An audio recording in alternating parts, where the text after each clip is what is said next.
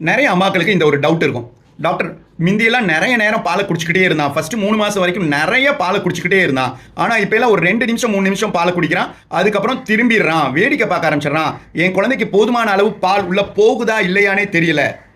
Actually கவலைப்பட வேண்டியதில்லை. இது ரொம்ப ரொம்ப ரொம்ப நார்மல். இது நீங்கள் மட்டும் இல்லை, நிறைய குழந்தைங்க இந்த மாதிரி தான் பண்ணுவாங்க. ஃபஸ்ட்டு 3-4 மந்த்ஸ் வரைக்கும் சத்தம் வந்து அவங்கள டிஸ்ட்ராக்ட் பண்ணாது. ஸோ அப்புறம் பாலை குடிக்கிறதுக்கும் ரொம்ப முயற்சி பண்ணி பாலை குடிப்பாங்க. சக் பண்ணி ஸ்வாலோ பண்ணி கோஆர்டினேட்டடாக பண்ணுறதுக்கு அவங்களுக்கு கொஞ்சம் நேரம் ஆகும். அப்புறம் அம்மாவுடைய கம்ஃபர்ட் தேவைங்கிறனால பாலை குடிச்சு முடிச்சா கூட குழந்தைங்க வாயில் வச்சுக்கிட்டே இருப்பாங்க. ஆனால் 3-4 மாதத்துக்கு பிறகு அவங்களுக்கு ஹெட் கண்ட்ரோல் வர ஆரம்பிக்கிறனால கொஞ்சம் சத்தம் வந்தால் கூட அந்த சத்தம் வந்த திசையை நோக்கி போவாங்க, திரும்பிக்குவாங்க. They want to explore the world அப்படிங்கிறனால திரும்பிக்கிட்டு வேடிக்கை பார்க்க ஆரம்பிச்சிருவாங்க. அது இல்லாமல் அவங்க பசியும் போதுமான அளவாக இருக்கும்.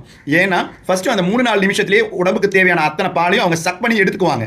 அவங்களால மில்கை ஈஸியாக நிறைய சக் பண்ணி குடிக்க முடியும். ஸோ இது தப்பு கிடையாது, பயப்பட வேண்டாம்.